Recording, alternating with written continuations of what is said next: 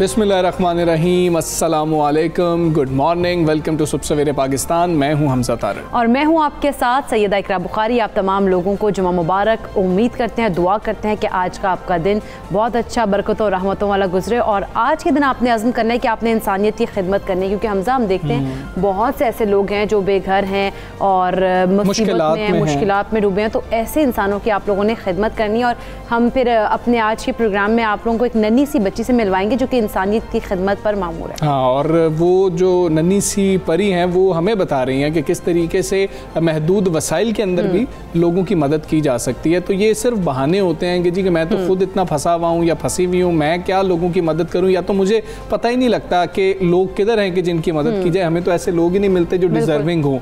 ये एक बहुत बड़ा बहाना होता है। तो वो हमें ये बताएंगी कि जी कि ये बहाने जो हैं इनको कैसे पीछे किया जा सकता है। और अगर आप जज्बा रखते हैं कि किसी के लिए कुछ करना चाहते हैं, आप पॉजिटिव सोच रखते हैं और आप मतलब चाहते हैं कि दूसरे लोग भी जो हैं वो भी आप जैसी ज़िंदगी गुजार रहे हों, या कम से कम जो वो ज़िंदगी गुजार रहे हैं उससे बेहतर ज़िंदगी गुजार रहे हों, तो वो आप कोशिश कर सकते हैं। इस सब पर बात होगी। और मौसम की भी थोड़ी सी बात कर लेते हैं। इकरा, आज से वैसे कहा तो हुआ है महकमा मौसमियात ने, जो गर्मी की लहर है ये ज़रा थमेगी, बारिश होने के भी आज से इम्कानात है और पीर तक जो है बारिश रहेगी। तो देखते हैं मौसम कैसा होगा, में क्या तब्दीली आएगी। और हम तो दुआ ही कर सकते हैं कि बारिश हो और मौसम थोड़ा बेहतर हो। सब दुआ कर रहे हैं। इस वक्त की गर्मी बहुत ज़्यादा हो गई है ना, तो इसलिए। और सिर्फ हम पाकिस्तान की बात नहीं कर रहे हैं, अगर हम देखें तो 50 ऐसे ममालिक हैं कि जिनमें ये जो ख़ासतौर पे जून का महीना गुजरा है ये बहुत ही गर्म तरीन रहा है। कनाडा की हम बात कर लें, हम अमेरिका की कुछ रियासतों की बात कर लें, वहाँ पर हालात ऐसे रहे हैं और बहुत ज़्यादा गर्मी है। और वहाँ पर तो हलाकतें अब दिन ब दिन बढ़ती जा रही हैं कनाडा के अंदर।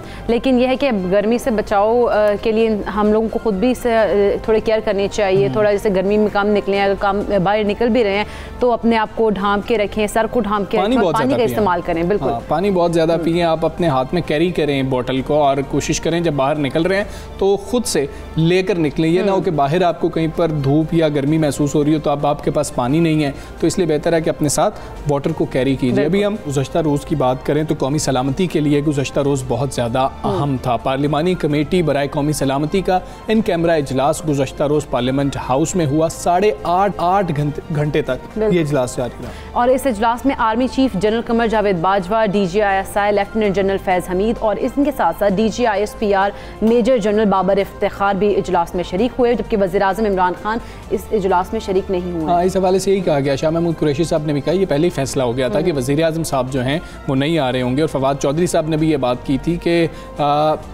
पार्टी के जो लीडरान हैं उनको ये नहीं कहा गया कि आप आएँ, उनको ये ऑप्शन दी गई है कि आप जिसको भेजना चाहें भेज सकते हैं। अपोजिशन लीडर शहबाज शरीफ और चेयरमैन पाकिस्तान पीपल्स पार्टी बिलावल भुट्टो जरदारी इजलास में मौजूद थे। और एलामिया के मुताबिक शुरका को ये बताया गया है कि पाकिस्तान ने अफगान अमन अमल में मुस्बत जिम्मेदाराना किरदार अदा किया। बिल्कुल ऐसे ही हमजा, जबकि पाकिस्तान की कोशिशों से अगर बात की जाए, अफगान धड़ों, ग्रुप्स और में मुज़ाकरात भी हुए हैं। पाकिस्तान अफगान अमन के लिए अपना जिम्मेदाराना किरदार जारी रखे, जबकि पाकिस्तान की जो सरजमीन है वो अफगानिस्तान में जारी तनाज़े में इस्तेमाल नहीं हो रही। और साथ ये भी उम्मीद जाहिर की गई है और उम्मीद का इजहार किया गया है कि अफगान सरजमीन भी पाकिस्तान के खिलाफ इस्तेमाल नहीं होगी। जबकि वज़ीर आज़म इमरान खान ने चीनी मीडिया को इंटरव्यू दिया है, कहा है कि जितना भी दबाव हो पाक चीन ताल्लुकात कभी तब्दील नहीं होंगे। उनका कहना था कि CPEC पाकिस्तान का मुआशी मुस्तकबिल है। बिल्कुल, इसके साथ उन्होंने ये भी कहा कि दो तरफा जो ताल्लुकात हैं उनको मज़ीद मजबूत बनाना होगा। चीनी सदर की करप्शन के खिलाफ जंग से उन्होंने कहा मैं बहुत मुतासिर हूँ और मगरबी मीडिया पर मसला कश्मीर की कम कवरेज मुनाफिकाना फेल करार दिया। इसके साथ वज़ीर आज़म साहब ने, खैर कल का रोज़ बहुत ज़्यादा अहम था और जिस तरह तरह से शहबाज शरीफ साहब भी बाहर निकले, जब अंदर से सहाफ़ियों ने उनसे कुछ सवालात भी किए तो वो खासे मुतमईन थे, और शेख रशीद साहब ने भी यही कहा कि कौमी सलामती का क्योंकि मामला है तो अपोजिशन और हुकूमत एक पेज पर है, और बहुत ज़्यादा ज़रूरी है इकरा कि जब कौमी सलामती के मामले हों तब सियासी बातें नहीं होती हैं, तब सियासी मामलात को आप पीछे रखते हैं। बिल्कुल ऐसे ही है, और फिर आप मुल्क के बारे में सोच रहे होते हैं। तो इस सारी सूरत हाल पर जो है तज्जिया ले लेते हैं दिफाई तज्जियाकार lieutenant general retired Amjad Shoaib साहब हमारे साथ मौजूद हैं। अमजद शुएब साहब अस्सलाम वालेकुम, गुड मॉर्निंग सर। सर, मौजूदा हालात को देखते हुए पार्लिमानी कमेटी बराए कौमी सलामती के इन कैमरा इजलास में अगर हम बात करें अस्करी हुकाम की ब्रीफिंग क्या अहमियत रखती है और इसके असरात क्या होंगे? बिस्मिल्लाहिर्रहमानिर्रहीम। देखिए, इस वक्त खित्ते में बहुत जल्दी सूरत हाल तब्दील हो रही है, ख़ास तौर पे अफगानिस्तान के नुक्ता निगाह से। कश्मीर साइड पे भी डेवलपमेंट्स हैं क्योंकि वहाँ पे मोदी अपने एजेंडे को बढ़ा रहा है, और हम चाहते थे कि आर्टिकल 370 वापस लाए, लेकिन उसकी बजाय वो आगे मज़ीद कश्मीर में कुछ तब्दीलियाँ करनी चाह रहा है, तो वो भी अहम है। लेकिन जो कुछ अफगानिस्तान में हो रहा है वो बहुत अहम है, क्योंकि उसका हमारे अपने मुल्क के अंदर अमन अमान से उसका बड़ा गहरा ताल्लुक है जी। तो इस लिहाज से जो खतरात हमें आज मगरबी सरहदों पे नज़र आ रहे हैं वहाँ की अंदरूनी सूरत हाल की वजह से, वो मेरा ख्याल एक प्रायोरिटी इशू है जिसको फौरी तौर पे डिस्कस करना और उसके बारे में एक मुत्तफ़िका पॉलिसी लेके आगे चलना वो बड़ा ज़रूरी है। और उसके अलावा मुत्तफ़िका पॉलिसी से पहले जो बहुत बड़ी चीज़ है वो ये है कि इसके मुज़मरात, ताकि पूरी पार्लियामेंट या सारी जमातें ये कम से कम समझें कि जो सूरत हाल बन रही है इसके आगे नताइज क्या हो सकते हैं, कॉन्सिक्वेंसेस क्या हो सकते हैं, ताकि सारे लोग इसके ऊपर सीरियसली गौर भी करें और उसको सीरियस इस सिचुएशन को समझें कि वाकई ये संजीदा सोच के मुत्ताज़ी है। तो इस लिहाज से ये बहुत ही अहम इजलास था जहाँ पे मुल्क की पॉलिसी और दिफाई पॉलिसी दोनों चीज़ें डिस्कस की गई। अमजद शुएब साहब, जिस तरह से देखा जाए तो बिलावल भुट्टो ने भी वज़ीर-ए-आज़म की गैर मौजूदगी पर एतराज़ किया है। पार्लिमानी ब्रीफिंग में आप नहीं समझते कि वज़ीर-ए-आज़म को शामिल होना चाहिए था? देखिए, यहाँ पे तो तमाम सारी पॉलिटिकल लीडरशिप को शामिल होने चाहिए था। पंजाब का वज़ीर आला हो या अपने वज़ीर-ए-आज़म हो, ये सब हजरात को वहाँ पे होना चाहिए था, क्योंकि ये एक बड़ा सीरियस मामला था जिसके ऊपर सबको सुनना भी चाहिए था। अगर कोई किसी के पास तजवीज़ है तो तजवीज़ भी देनी चाहिए थी जी। कुछ नहीं तो कम से कम मुल्क को लाहक खतरात जो हैं आइंदा आने वाले दिनों में उससे तो आगाही चाहिए जी। हर वो शख्स जिसका फैसला साजी से कोई वास्ता है यहाँ पे इस मुल्क में, उसके लिए जरूरी था कि वो मुल्क को दरपेश खतरात को समझे।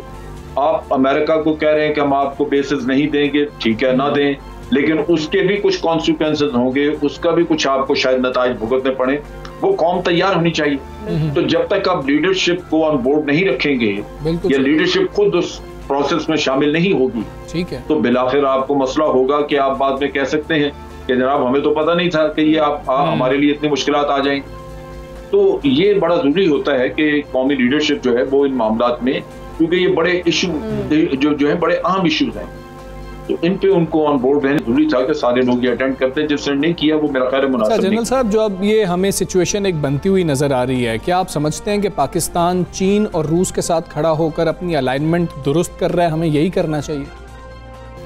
देखिए, यहाँ पे अलाइन होने का मसला नहीं है, ये आपके अलाइज हैं या नहीं, लेकिन हुआ ये है कि अमेरिका किसी ज़माने में कहता था कि हम अफगानिस्तान में अमन कायम करेंगे, हुकूमत बनवा के देंगे, ये करेंगे, लेकिन वो सब कुछ छोड़ छाड़ के यहाँ से निकल गए। नतीजा ये कि आज अमेरिका को अफगानिस्तान के अमन से दिलचस्पी नहीं है, लिहाजा यहाँ पे ये खुद ब खुद एक ज़रूरत बन गई है खित्ते के चारों मुल्कों की कि ये मिल के काम करें, मिल के पॉलिसी करें, मिल के अफगानिस्तान के लोगों को कांटेक्ट करके उनको लेके आए मुज़ाकरात के लिए, ताकि वहां पे अमन लाया जाए। ये अमन सबके लिए जरूरी है, इन सारे खित्ते के। अमेरिका तो चला गया, अमेरिका की प्रॉब्लम नहीं रही, अब प्रॉब्लम है रशिया, पाकिस्तान, चाइना और ईरान जी।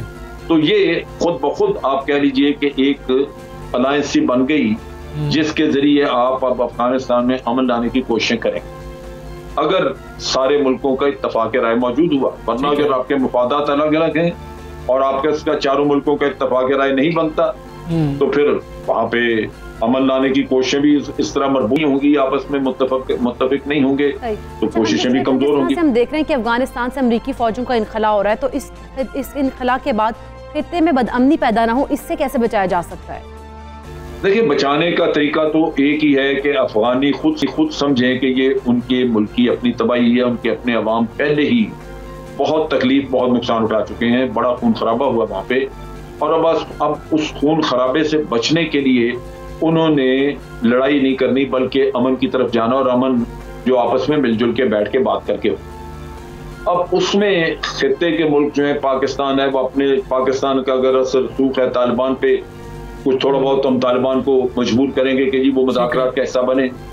रशिया का अगर काफी सारे वहाँ पे ग्रुप्स हैं जिनके ऊपर रशिया का इन्फ्लुएंस है, तो रशिया कहे कि आप जनाब बैठे यहाँ पे बातचीत करें। ईरान का दोस्तम और हजारा जो कम्युनिटी है उसके ऊपर इन्फ्लुएंस है, वो उनको बिठाए। जब ये सारे मुल्क मिल के इनको मजबूर करेंगे कि सारे स्टेक होल्डर बैठ के बातचीत करें, और उस वक्त तक डिसएंगेज ना हो जाए, कुछ फैसला कर नहीं लेते आपस में, तो फिर तो कुछ बात आगे चलेगी। और यही साहब, ये जो सर्द महरी है, इसकी वजह से आप देख रहे हैं कि खित्ता दोबारा किसी महाज की लपेट में भी आ सकता है। इसके हम देख रहे हैं कि इम्कानात तो मौजूद हैं। अब भारत और चीन की कशीदगी भी देख रहे हैं, उसमें भी इजाफा हो रहा है। अब होगा क्या? आप नेक्स्ट देख क्या रहे हैं? मेरा नहीं ख्याल कि ये कोई ऐसा खतरा है।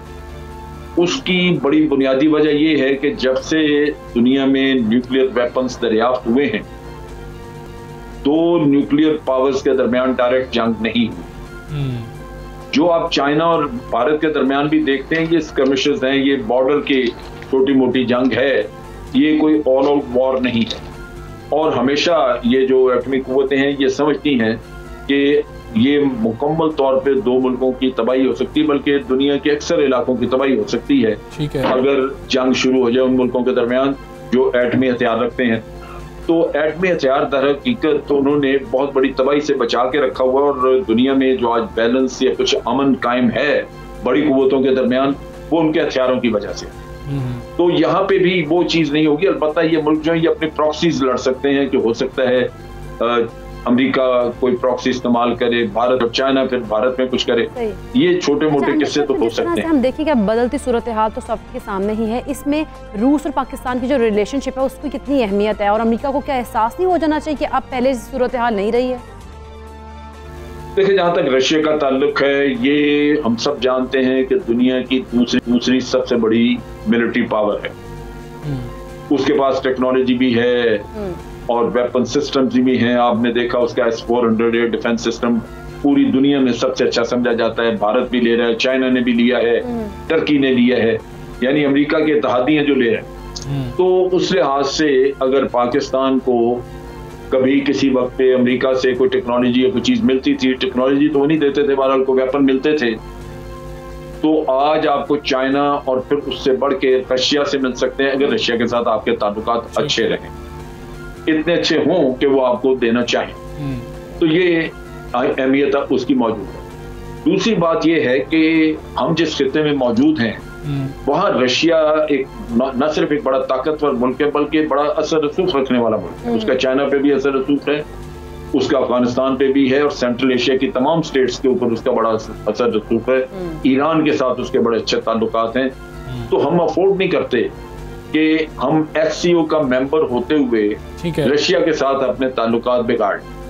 लिहाजा हमें मेहनत और कोशिश करनी होगी कि हम रशिया के साथ जैसे ताल्लुकात अच्छे होते हैं हम उनको मजीद बढ़ाते रहें, आगे लेके जाते रहें, ताकि एक वक्त आए कि साथ हमारे बड़े गहरे ताल्लुकात हों, बड़ा ताउन। ठीक है जन साहब, बहुत शुक्रिया आपका। सुबह सवेरे पाकिस्तान से आप बात कर रहे थे। जन साहब की गुफ्तगू आपने मुलाहिजा की है और बहुत अहम दिन था, और अच्छी बात है कि जो ऑपोजिशन और गवर्नमेंट है कौमी सलामती के मामले पे कम से कम एक पेज पर थे। और हमजा, कल तो हैपनिंग्स काफ़ी ज़्यादा हुई हैं, लेकिन अब आगे बढ़ेंगे और कुछ बात कर लेंगे कोरोना के केसेस की भी, क्योंकि कोरोना के केसेस में अब कमी हो रही है, जिस पर हुकूमत और अवाम दोनों ही सुख का सांस ले रहे हैं। लेकिन अब ज़रूरत इस अमर की है कि अवाम SOPs पर अमल दरामद को जारी रखें, ताकि ईद पर दोबारा ये वबा जो है वो सर ना उठा ले। हाँ जी, बिल्कुल ऐसे ही। और फॉल केसेस में तसलसल से कमी तो हो रही है, हम देख रहे हैं। और मुल्क भर में अगर देखा जाए कल यानी कि 1 जुलाई से नए कारोबारी स्केड्यूल पर अमल भी शुरू हो गया था, जिसके मुताबिक तमाम कारोबारी मराकज़ के औकात रात 10 बजे तक जो हैं वो कर दिए गए हैं और सिनेमा हॉल्स को रात 1 बजे तक सिर्फ वैक्सीनेटेड अफराद जो हैं सर्विस देने की इजाज़त भी दी गई है ना। मतलब है जो लोग वैक्सीनेट नहीं हुए वो अपने आप को वैक्सीनेट करवा लें, क्योंकि अब जहाँ पर भी आप जाएंगे बिल्कुल जहाँ पर और जहाँ पर भी जाना चाहते हैं वहाँ पे वैक्सीनेशन अगर करवाई होगी तो वो जा सकते हैं। जबकि मज़ारात की बात की जाए वहाँ पर भी सिर्फ वैक्सीनेटेड अफराद ही जा सकते हैं। तमाम सरकारी और निजी दफातर में अब 100% जो अमला है उसकी हाज़िरी जो है मुमकिन हो गई है। उधर एक तहकीक के मुताबिक कहा जा रहा है कि कोरोना की मुख्तलिफ वैक्सीन से लोगों में क़ुव्वत मुदाफ़त ज़्यादा बेहतर हो रही है। हाँ जी, और अमरीकी अखबार में ये रिपोर्ट भी शाया की गई है। उसके मुताबिक जर्मनी में जारी तहकीक में लोगों को पहली डोज एस्ट्राजेनेका की लगाई गई, उसके 2 महीने बाद दूसरी डोज फाइजर की लगाई गई या एस्ट्राजेनेका की नहीं लगाई गई, जो है वैक्सीन ही बदल दी गई। तो पता ये लगा कि 2 मुख्तलिफ वैक्सीन लगने वालों में क़ुव्वत मुदाफ़ियत 4 गुना ज़्यादा रही है। इसके अलावा अगर बात की जाए कोरोना वैक्सीन साइनोफार्म की, तो दोनों डोजेस के बाद जिन लोगों को फाइजर का एक डोज लगाया उनके जिस्म में भी देखा गया कि कोविड वायरस के खिलाफ ज़बरदस्त क़ुव्वत मुदाफ़ियत पैदा हुई है। जबकि 2 डोजेस के शेड्यूल में फाइजर और एस्ट्राजेनेका को उनका कि अगर वो दोनों देंगे तो वो ज़्यादा बेहतर होंगे, इन दोनों का जो कम्बिनेशन और एस्ट्राजेनेका की तो 3 डोजेस से बेहतर मुदाफ़ियत भी मिलती है। और हम जब बात कर रहे हैं कि जो फ़ाल केसेस हैं वो कम हो रहे हैं, तो अभी हम बात कर रहे थे अगर हम 4-5 रोज़ पीछे चले जाएँ तो हम मुस्बत केसेस की शरह पाकिस्तान में 2% से भी नीचे आ गई थी। अगर आज की बात करें तो 2.72% है। हम थोड़े से ऊपर जा रहे हैं, लेकिन हमें इसलिए फील नहीं हो रहा क्योंकि केसेस इतने ज़्यादा नहीं है। 1277 केसेस हैं। साथ ही हमें ये याद रखना है कि असद उमर साहब कह चुके हैं कि चौथी लहर का ख़तरा जो है वो भी मौजूद है। इन तमाम तर चीज़ों पर हम बात करेंगे, माहिराना राय लेंगे। साथ मौजूद हैं डॉक्टर इमरान शरीफ साहब जो कि अमेरिका से हमारे साथ मौजूद हैं, असिस्टेंट प्रोफेसर हैं एरिज़ोना यूनिवर्सिटी में। डॉक्टर साहब अस्सलाम वालेकुम, गुड मॉर्निंग। सबसे पहले तो ये हमें बता दें, 2 मुख्तलिफ वैक्सीन की डोजेस दी जाएँ तो ज़्यादा असरअंदाज होती हैं, ज़्यादा बेहतर होती हैं। ये जो स्टडी सामने आ रही है, अमेरिका किस तरह से इस स्टडी को देख रहा है? जी वालेकुम अस्सलाम और good morning, thank you for the invitation. और जैसे हमें पता है कि वैक्सीन के ऊपर बड़ा ही मुख्तलिफ जो फार्मास्यूटिकल कंपनीज हैं वो इस वक्त काम कर रही हैं। डिफरेंट ट्रायल जैसे हमने एक्सपेक्ट किए थे वो हो रहे हैं।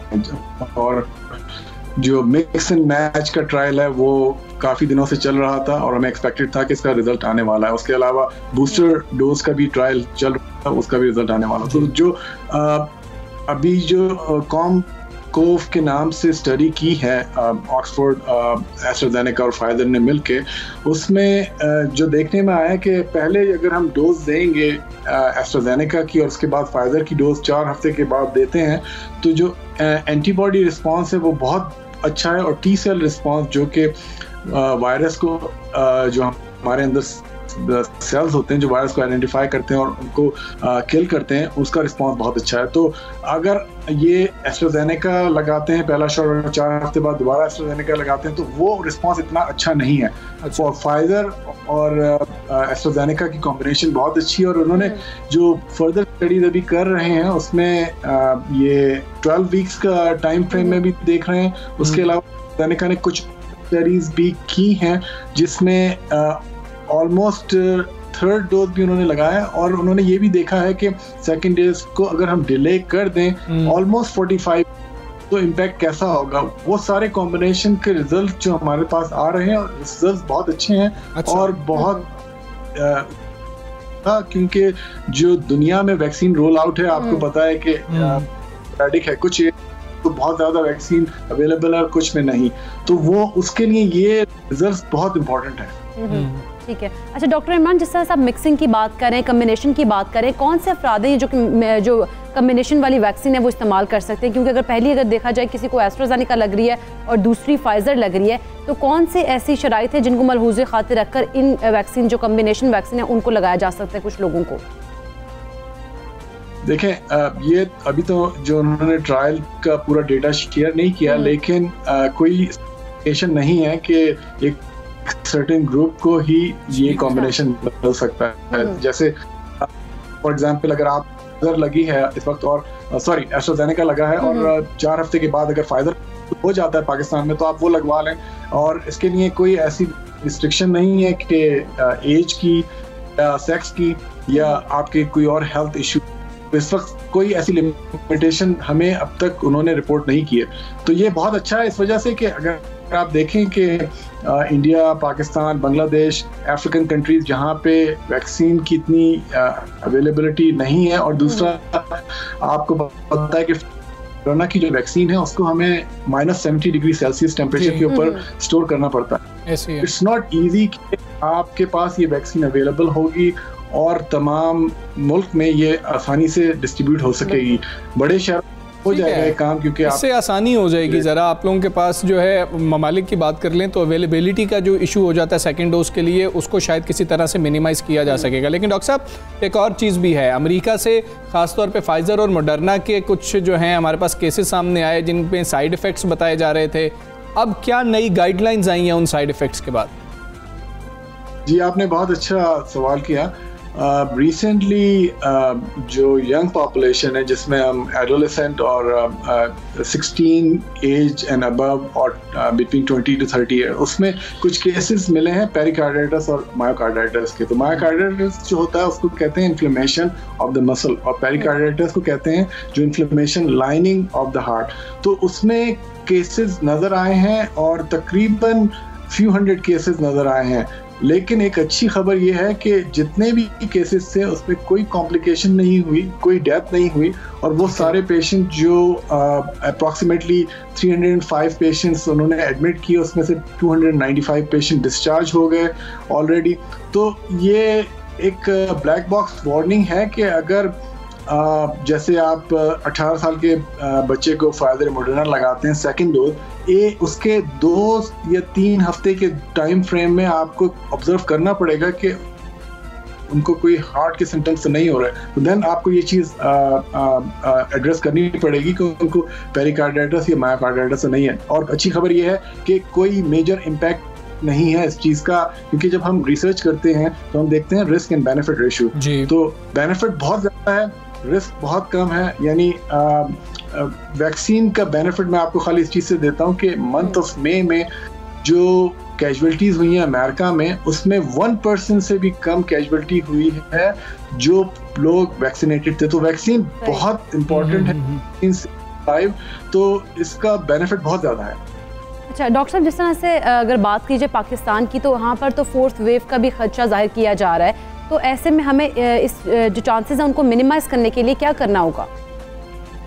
देखें, हमारे पास जो सबसे बड़ा वेपन है इस वायरस के खिलाफ वो है वैक्सीन। पाकिस्तान के लिए हमें ample amount of vaccine Covax के थ्रू, अमेरिका के थ्रू, रशिया के थ्रू, जहाँ से भी वैक्सीन मिल सकता है। अब तो हमें ये भी पता है कि मिक्स एंड मैच भी हो सकता है। तो आप गोल ये होना चाहिए कि प्रॉबेबली हम रोजाना बिटवीन फ्यू 100,000 वैक्सीन लगाएं, और विद इन फ्यू मंथ्स हम एटलीस्ट हमारे पास 120,000 और 140,000 की पॉपुलेशन को हम अगले 6 महीने में वैक्सीनेट कर दें। उससे हमें प्रोटेक्शन, और उससे हम 4th वेव को अवॉइड कर सकेंगे। अगर हम ये नहीं कर सके तो यस, 4th वेव आई और 4th वेव काफ़ी कैजुअलिटीज कर सकती है। तो वैक्सीन इज़ वेरी इंपॉर्टेंट। जब आपको पास पाकिस्तान में जो भी इंसान जिसके पास अवेलेबिलिटी है कि वैक्सीन मिल सकती है, please get the vaccine. Vaccine save lifes, और हम वैक्सीन के ही थ्रू 4th वेव को डिफीट कर सकते हैं। बिल्कुल ठीक है डॉक्टर साहब, बहुत शुक्रिया आपका। सुबह सवेरे पाकिस्तान का आप हिस्सा बने, ऐसे आप हमारे साथ मौजूद थे, माहिराना राय दे रहे थे। और आप किसी भी मतलब कि दुनिया के किसी भी खत्ते में किसी भी एक्सपर्ट से बात कर लें, वो यही बात करेंगे कि आपके पास कोई हल नहीं है सिवाय इसके कि आप खुद को वैक्सीनेट करवाएं। तो वैक्सीन लगवाएं जाकर, अगर अभी तक आपने वैक्सीन नहीं लगवाई। अच्छा, मैं कुछ लोगों के देख रहा था सोशल मीडिया पर, कुछ सवाल करते हैं कि मैंने साइनोवैक की वैक्सीन लगवाई थी, मुझे कहा गया था कि 28वें रोज़ जाके लगवानी है, तो अब मुझे मैसेज नहीं आ रहा है, उसका दौरानिया बढ़ा दिया गया। तो आपने परेशान नहीं होना, आपको मैसेज आ जाएगा। वो 6 हफ्ते कर दिया गया, तो आपने परेशान नहीं होना। और साइनोफार्म वालों के लिए भी यही एक लेकिन ज़्यादा ज़रूरत ये इस बात की है कि आप लोग इस बात को मेक श्योर करें कि आप लोगों ने अपने आप को वैक्सीनेट ज़रूर करवाना है, क्योंकि यही हल है बस। बिल्कुल, पहली डोज लगवाएं, दूसरी भी लग जाए। ठीक है, हम एक ब्रेक लेंगे, ब्रेक के बाद वापस आते हैं।